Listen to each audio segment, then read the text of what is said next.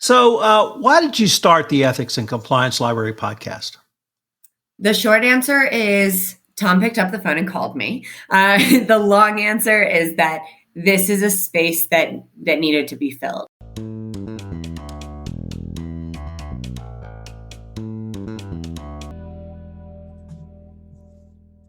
Hello, everyone. This is Tom Fox, and you may be a little surprised to see me hosting this episode, but there's a reason for that. And of course, my guest is Lauren Seigel. Lauren is actually the host of the Ethics and Compliance Library, and I had an idea that I pitched to her, which she graciously accepted, which was for me to interview her about her first year of hosting the podcast. So, Lauren, with that incredibly long-winded introduction, welcome to your podcast. Thank you. It's good to be back on my podcast. Yeah. It's been a fun year hosting this podcast. It's fun to be on the other side of it for a minute. So why don't you tell us what you're up to right now when you're not podcasting? Yeah. So contrary to popular belief, I do not podcast for my job. I podcast because I am passionate about the space and it's a fun thing for me to be doing on the side. I get to learn a lot doing it and talk to some really incredible people. I am in sales. So this time of year, I'm really busy. I'm doing my day job quite a lot. And I'm also in the process of planning my wedding and enjoying being in the mountains, walk my dog a lot, all of that good stuff. Well, very cool. So why did you start the Ethics and Compliance Library podcast? The short answer is Tom picked up the phone and called me. The long answer is that this is a space that needed to be filled. There's so much going on in the ethics and compliance space. Nobody is ever going to say, yeah, for the last year I sat and everything was the same in ethics and compliance, right? It's just never going to happen. And so looking at the space, there's podcasts across Tom's podcast network, right? There's so many things that you can take in, whether it's podcasts or articles or the news, and understand what's happening in the space. But what nobody was yet doing was looking at the books in the space, looking at some of the research that people had published in the space and talking about it. And I think it's very often done from the traditional compliance quote perspective instead of necessarily from the culture perspective or the values perspective. And so I've really taken those types of books and thought about it from that direction and understand ethics and compliance in a different way. It's given me an opportunity to learn quite a lot. And the idea was to share that learning elsewhere so that others could think about ethics and compliance from a different perspective as well. I'm not quite sure what your expectations were when you began, but did you have any surprises or things that perhaps you weren't expecting that came up for you in the first year? Oh, that's a really good question.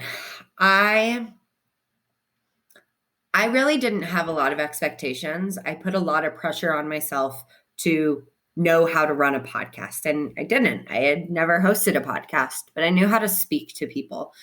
And I think the most interesting thing to me that I found throughout this process was that people wanted to talk about this. They were interested in what I was talking about and wanted to engage with me in these conversations. And I found that it extended far beyond the podcast interviews and into the work that I was doing on a day-to-day basis and the conversations I was having over dinner, that it touches all aspects of our life, not necessarily just the business implications around signing policies and so forth. Hosting the podcast in and of itself, the biggest surprise to me was really the amount of support that I got from the community, acknowledging that this was very much a needed gap to be filled. So you said a couple of things in there I'd like to follow up on.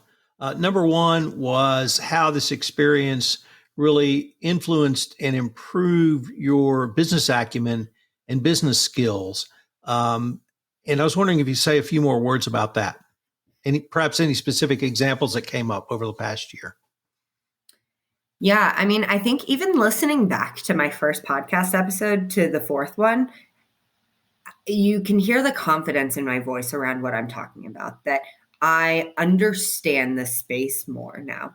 And part of it is from reading the books, right? I learned something from reading the books, but a huge part of that was engaging with the people I was interviewing and understanding things from their perspective and what they've learned in the space. I have found that in reading these books, I can't just read the books and write up my analysis and go into an interview. There's more that goes into it. I'm looking up articles related to it. I'm looking into the background of people who are mentioned in the book. And in doing all of that, I'm picking up on new words that are used in the space that I didn't know were being used. Terminology that ethics and compliance professionals are using that I can now use in my business acumen as part of how I communicate, which is super powerful. So how about, I was also intrigued by your thoughts around, as broad as the compliance space is, and as many podcasts as there are, you found one, you saw a gap and you saw a market need and you delivered that in the form of this podcast. Why is it that there's so many different unexplored areas of compliance, you think? I kind of laugh at that because the joke that I always make when I talk to ethics and compliance professionals, right? And that spans not just someone who has the ethics and compliance title, but someone who manages any part of a compliance program. So someone in legal, HR, et cetera. And everyone in that industry is looked at as a cost center. They're not a revenue protector, right? They're the Department of No, they're the police. No one comes to you with saying, I have resources, I have budget. They say don't have them, right? And it's almost a running joke that no one is ever going to come to me and say, I have a lot of those things, give me more of them. And so I think the reason why there are so many gaps in this space, why people are always trying to fill these gaps and find more resources, is because it has been a space that's been overlooked many times, right? They look, when a new regulation comes out, people tend to look at how the response is formulated, but not where it comes from. And so when I think about the ethics and compliance industry, I think it is slowly but surely picking up that people are trying to fill these gaps really proactively, but it has been a reactive industry in a lot of ways up to this point. And so filling the gaps is fun because there are a decent amount of gaps. It's something that makes my job fun. It makes the job of ethics and compliance professionals very challenging, right? But there's so much to be done. What were maybe 3 of the top highlights from the entire year for you? First one that comes to mind, probably interviewing Sharon Watkins for number 1. I found it so cool. I really was kind of awestruck by her. I think part of it is, in a lot of ways, she's, quote, famous, right? And that fame, you always get a little starstruck, but really the courage it took to be that whistleblower and to be a whistleblower in the time that she was a whistleblower. I was just really awestruck by, and how she's taken the challenges in her career since then and turned it into something great, the teachings and so forth. So that was a really awesome moment for me.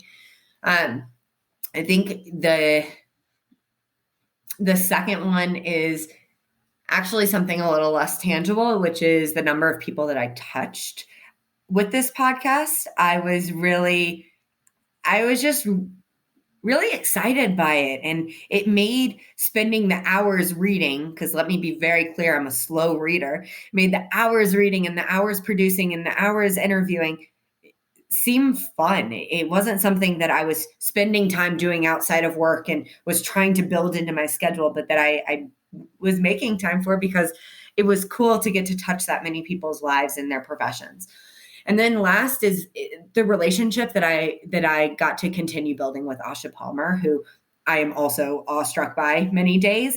I think that she does a lot in this industry that is just really, really incredible and impactful. And in interviewing her in the most recent podcast, that was great. But I was working with her very closely on figuring out what books I should read and what she was hearing in the space to make sure that I was targeting the right populations and impacting the most that I could in the industry. So that was really powerful as well. That brings up an interesting idea that you have incorporated into your series, which is you actually put a survey out and you ask listeners and readers on LinkedIn to vote for a book. Where did you come up with that idea? Honestly, out of frustration of not being able to pick a book. I mean, you look around and at face value, there's not a lot of ethics and compliance book number one, right? Like that title doesn't exist. There are titles like blind spots and titles like, I mean, it spans everything, giving voice to values, all these things that don't necessarily say, hi, I'm an ethics and compliance book. And I didn't really know what other people wanted to hear. I wanted to hear certain things and talk about certain things, but that's not the point of the podcast. And so making sure that I'm targeting the areas that people want me to target is really important. And so I'm going to continue to survey, and I wish I could get to all of the books that that people wanted me to get to, but maybe in 10 years we can reevaluate. So I'm going to put you on the spot here, and I know you don't have any children yet, but I'm a dad, and I love all my children the same, and I always say that. But I'm the oldest son, and I won't go any further than that. But were there any of the 4 pods your favorite, or do you just love them all the same? It's a great question. I like them all for different reasons. I think Blind Spots was a really proud moment for me because it was the first podcast I released. Smartest Guys in the Room, like I mentioned, I was awestruck by Sharon.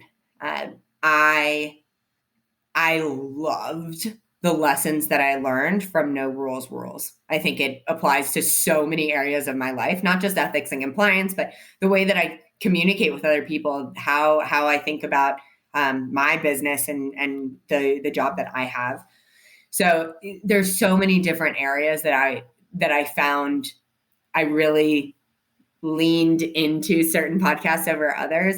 I personally am awestruck by Mary Gentili and the fact that she has had the career that she has. I can't even imagine being a professor and doing that kind of thing. So it was something from each one that was very different. I love them all equally, but for different reasons. There was one story you told in No Rules Rules I wanted to ask you about, and that was on a plane ride. Yeah. And I can't remember if you had the book or you were talking to someone sitting next to you about it, but someone else sort of chimed in. Could you tell us that story?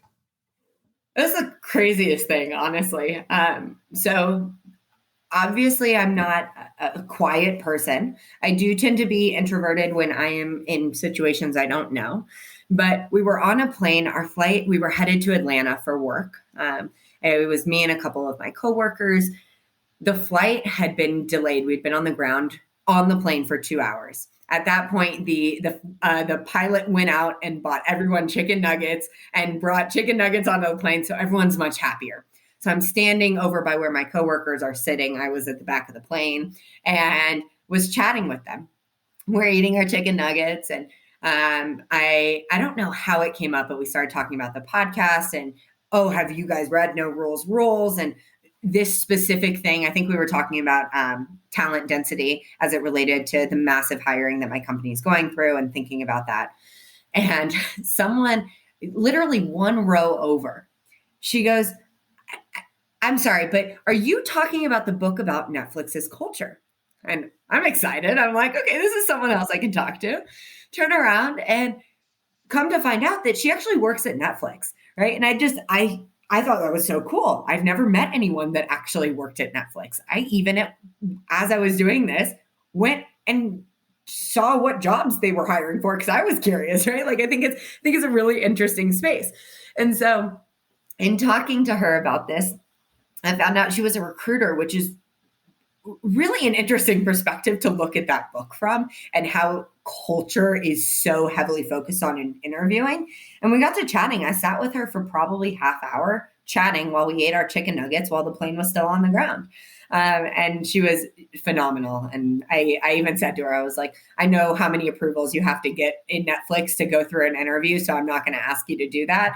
But there was so much of this conversation that I learned so much from, and it made me appreciate the book so much more. So you touched on this a little bit earlier, but how do you feel like both starting, because that was a big step, but also hosting this podcast has helped you professionally, either in personal growth, giving you more confidence, making you more of a subject matter expert, or allowing you to have conversations with people on airplanes or customers or clients that you wouldn't have normally had? Yeah, I think it's all of that. I use it as a talking point now, partially to show that I know what I'm talking about. I don't just talk about ethics and compliance and pull things out of nowhere, but that I actually am very dedicated to this space. But I think the biggest thing is it has increased my interest in what I do. And I think there's so much to be said for appreciating your job and appreciating the people you speak to. I value the people I speak to, whether they're customers or prospects or industry leaders in general, a lot more because I understand more of their role now. I understand all of the 17,000 hats that they wear more so than I did before because of the business acumen that I've gained, because of the people that I've gotten the chance to speak to, because of the confidence that I've built in having those conversations, right? So it's really all of what you just mentioned, Tom.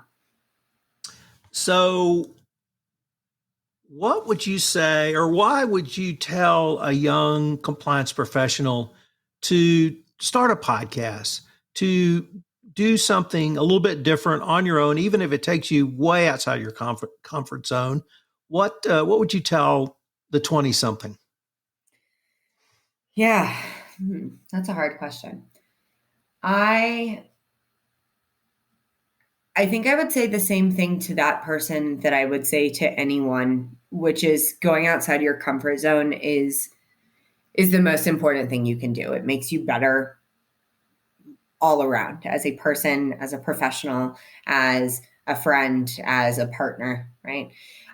Going outside of your comfort zone teaches you something. But as it relates to compliance in general, I think this goes back to what we talked about before, that there are gaps in the space. This space is ever changing. It is never going to be a static industry. And so when you see that space, that gap, fill it, because it may be a while before someone does. And there's no point in waiting around for it. And if you find someone else to fill it even, but make sure you voice that idea, because voicing that idea is very important in this space, the same way that you would voice your opinion about a policy not being written correctly or a training that you feel is stale. Make sure your voice is heard around things that you need in the industry. So what's down the road for the Ethics and Compliance Library in 2022? Oh, more books, more and more books. No, I am hoping to have a poll released here in the next couple of weeks once I figure out what books I want to list on that poll so that we can figure out what's ahead. I expect 4 books again in 2022, so 1 a quarter again, and a lot more interesting conversations. I want to think about how to bring the podcast to life in between the podcasts as well. I think it's something that we tried to do with the Converge community and continuing those conversations. It's something that I tried to do in my engagement on LinkedIn, right? I have taken a backseat to some of my LinkedIn activity in the last few weeks as I take care of myself. As I mentioned before, planning a wedding and having a job and hosting a podcast all of a sudden got to be a lot. But I want to increase some of that engagement between podcasts again and make sure that the community of people listening has a place to communicate between listening, which is really important to me. Lauren, unfortunately, we are near the end of our time for this episode, but I was wondering if our listeners wanted either to find out about the Ethics and Compliance Library podcast, or perhaps find out more about any of the topics we've touched on, or maybe even follow up with you. How could they do so? Yeah, a couple of ways. So obviously Converge community is something we've mentioned throughout the podcast and today, converge.conversant.com, where you can engage in conversations with your peers. And I'm active on there as well. LinkedIn is my go-to for everything. I encourage everyone that listens to go connect with me on LinkedIn and let's have that conversation, whether it's one-on-one or as a group, and send me an email as well. That email can be found on LinkedIn. But the only other thing that I will say is that the conversation far reaches beyond what happens between you and me, Tom, or me and another professional, that there are things that everyone wants to talk about. So speak of them loudly, whether on LinkedIn or social media and other ways, speak of them loudly. Well, Lauren, this has been great. I really thank you. I just tip of my hat to you for starting this podcast. It's been great. And it's been a great addition to the compliance community, because you're absolutely right. There was a complete gap in this space. So kudos for doing it. And I can't wait to see what you come up with next. Well, thank you, Tom. I really appreciate it. I appreciate all your help with this podcast as well. This is Tom Fox again. Hope you'll join me in congratulating Lauren for completing her first year and first 4 podcasts in the Ethics and Compliance Library. She indeed filled a space that needed discussion for the compliance professional. I hope you will look forward to Lauren's 2022 podcast, and when she posts her poll on LinkedIn about books that you would like to hear about, I hope you will respond to her survey and help her select the books for the Ethics and Compliance Library podcast in 2022. The Ethics and Compliance Library podcast is a special production of the Compliance Podcast Network.